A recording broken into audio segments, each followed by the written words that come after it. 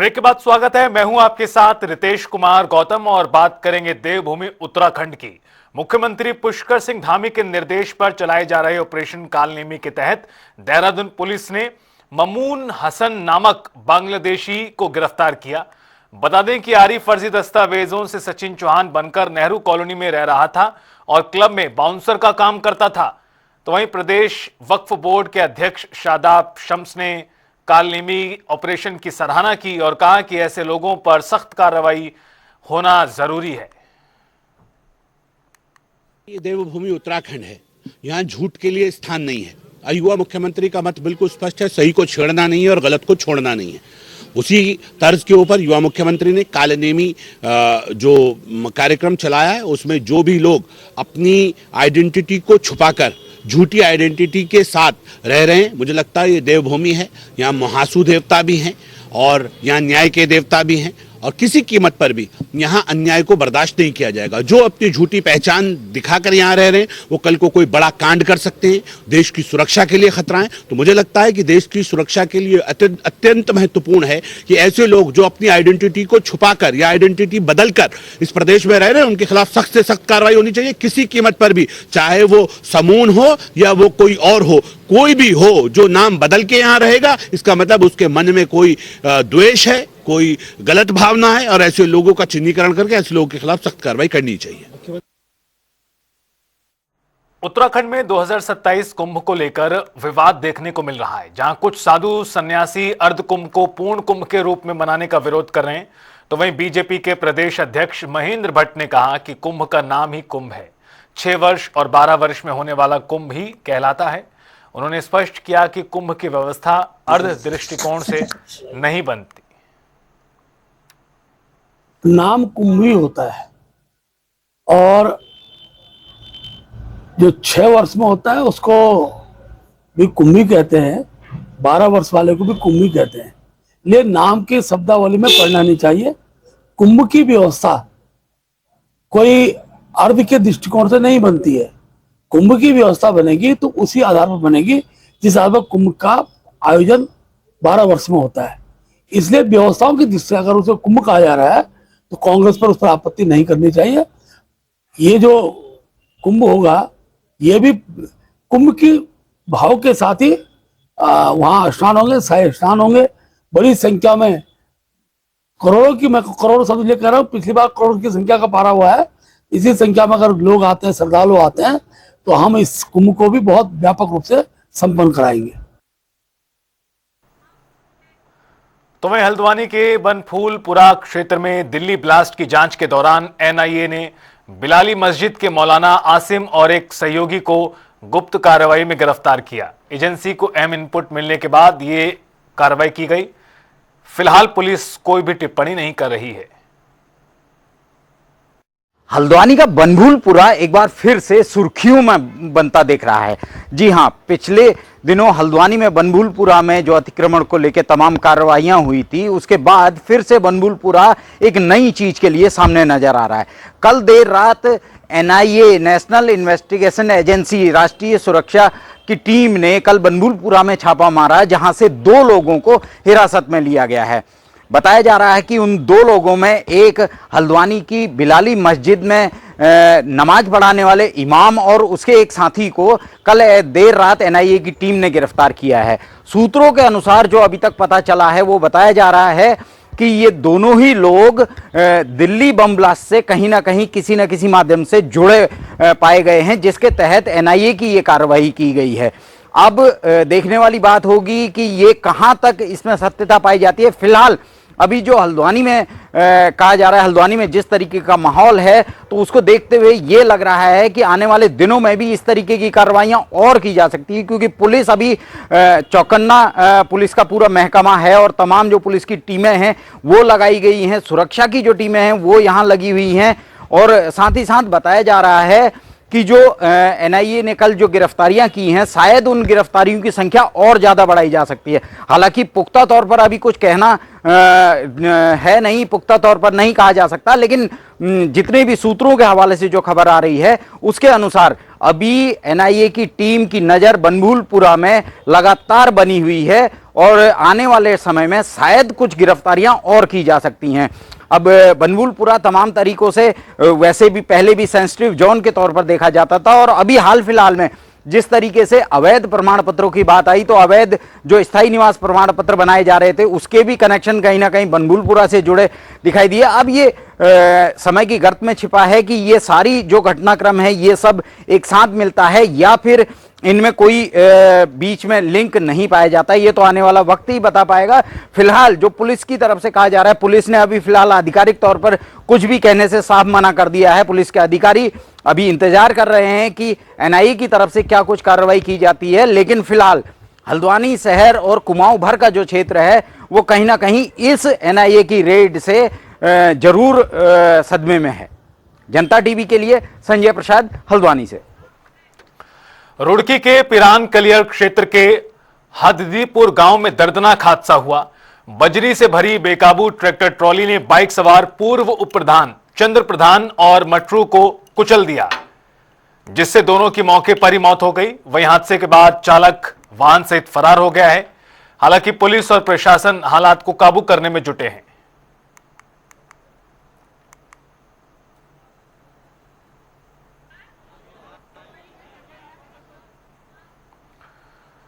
उधर आपको हरिद्वार से बड़ी खबर से रूबरू करा दें। हरिद्वार में पुलिस का सघन चेकिंग अभियान देखने को मिला है।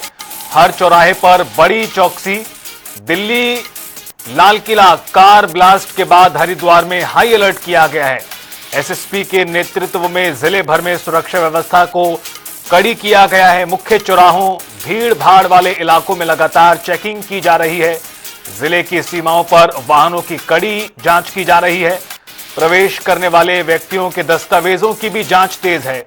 आधुनिक सुरक्षा उपकरणों के साथ पुलिस की तगड़ी नजर है।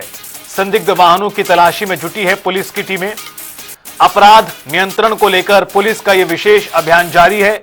हरिद्वार में सुरक्षा व्यवस्था सुदृढ़ करने पर जोर दिया जा रहा है।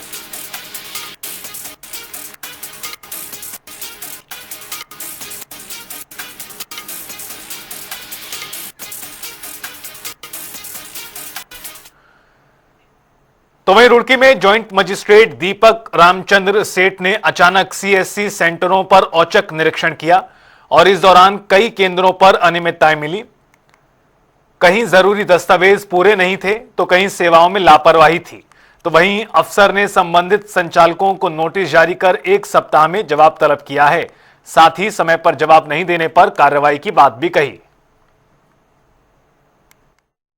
इसमें सबसे पुराना 2-3 पान कार्ड और आधार कार्ड का भी हमें प्रिंट मिला, उसको जब्त किया है। और उसी के साथ इनको नोटिस भी दिया जा रहा है कि इनको ये कहना था कि पुराना लोग है, उन्होंने छोड़ के गए थे, उनको वापस नहीं किया गया करके।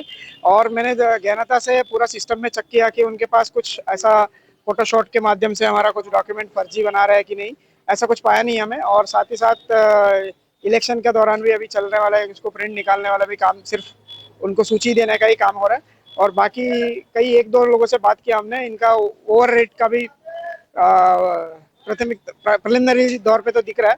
तो उसी लिए मैंने इनको निर्देश दे दिया 7 दिन के अंदर अंदर अपना रेट लिस्ट और क्या क्या सेवा गवर्नमेंट ऑफ उत्तराखंड से दे रहे हैं अपनी सरकार पोर्टल और डिजिटल सीएससी के माध्यम से उसका लगाया और उसमें कितना पैसा लेना है वो भी लगाया, ताकि हमारे लोगों के लिए एक गाइड हो जाए कि इतना ही पैसे से इतना सेवा मिलता है करके। 7 दिन के अंदर ये कार्रवाई नहीं करोगे पूर्णतः तब उसके खिलाफ हम पूरा सीएससी को बंद करने का भी हो सकती है कार्रवाई।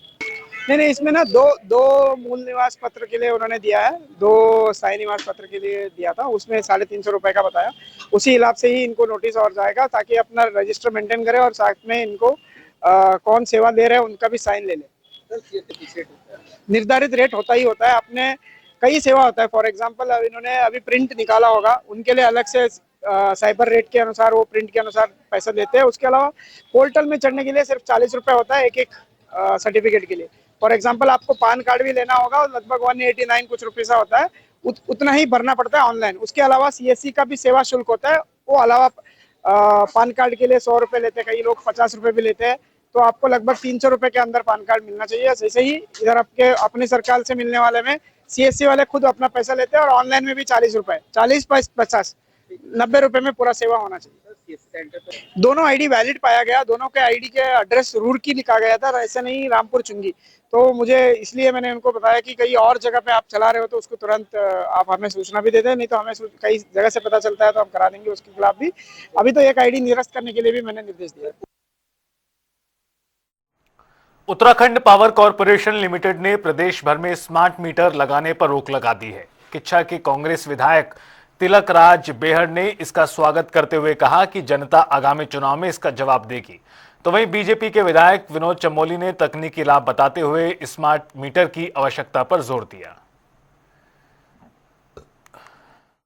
ऐसा नहीं है, जब लॉकडाउन में मीटर लगे थे तब भी कुछ लोगों ने उसका विरोध करने का प्रयास किया था, और मैं तो वो व्यक्ति था जिसने सबसे पहले वो लगवाया था अपने क्षेत्र में, और उसके बाद से आज तक वो चल रहे हैं, कोई दिक्कत हमको ऐसी आई नहीं है।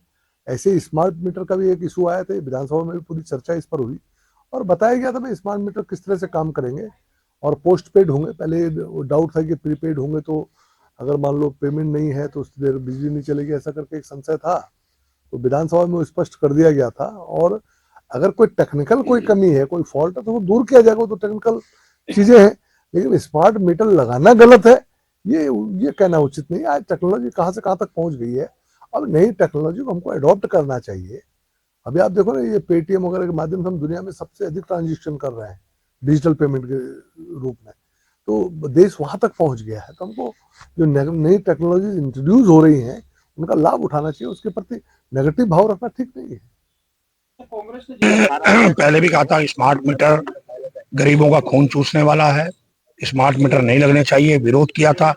सड़क से लेकर पहले मीटर तोड़े, फिर सड़क पे लड़ाई लड़ी, फिर वहां तक गए विधानसभा तक, और आज सरकार पुनर्विचार करने को एमडी तैयार है, कह रहे हैं कि इसके बिल ज्यादा आ रहे हैं, हम इसकी जांच करेंगे। अरे बिल तो आएंगे ही ज्यादा, ये मीटर ही इसी टाइप का बना हुआ है लूटने के लिए।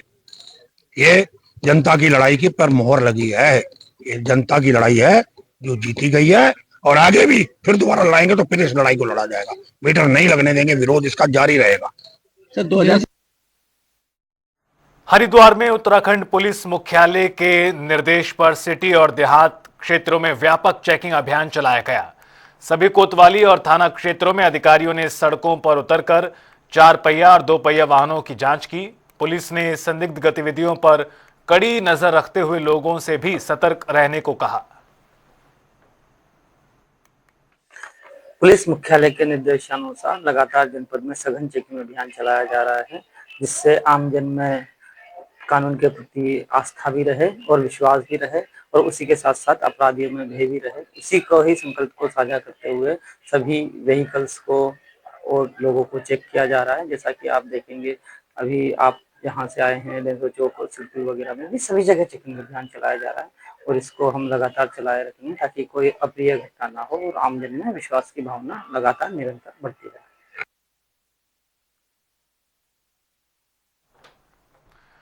पूर्व मुख्यमंत्री हरीश रावत ने आधार कार्ड सेवाओं में देरी पर सवाल उठाए हैं।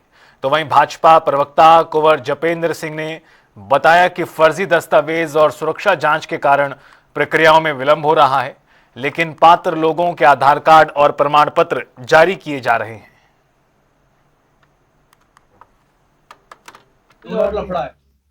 देखिए, आधार कार्ड सभी के जो जेन्युइन हैं वो बन रहे हैं, लेकिन अभी जिस तरह से फर्जी दस्तावेजों के बनने का, स्थायी निवास प्रमाण पत्रों के बनने का और बाकी चीजों के प्रकरण निकलकर इस देवभूमि में, इस सीमांत राज्य में सामने आए हैं, तो कहीं ना कहीं ये संवेदनशील चीजें हैं और भविष्य की सुरक्षा की दृष्टि से संवेदनशील राज्य है, तो पूरी जांच परख के बाद ही चीजों को पूर्ण होने की दिशा में आगे बढ़ाया जा रहा है। तो ऐसे में हो सकता है कि कहीं ना कहीं जनता को तकलीफ हो रही हो, लेकिन ये तकलीफ भविष्य के सुखद एहसास के लिए है, भविष्य की सुरक्षा की दृष्टि से है, और जो जेन्युइन होंगे, जो ठीक होंगे, निश्चित तौर पर उन सबके आधार कार्ड भी और अन्य प्रमाण पत्र भी बनेंगे। लेकिन जो पात्र नहीं हैं या जो अपात्र हैं या उनके दस्तावेजों में कमी है या उनकी मंशा कोई और है, तो ऐसे में ये जांच निश्चित तौर पर बहुत आवश्यक थी और उसी के आधार पर थोड़ा सा डिले हो रहा है।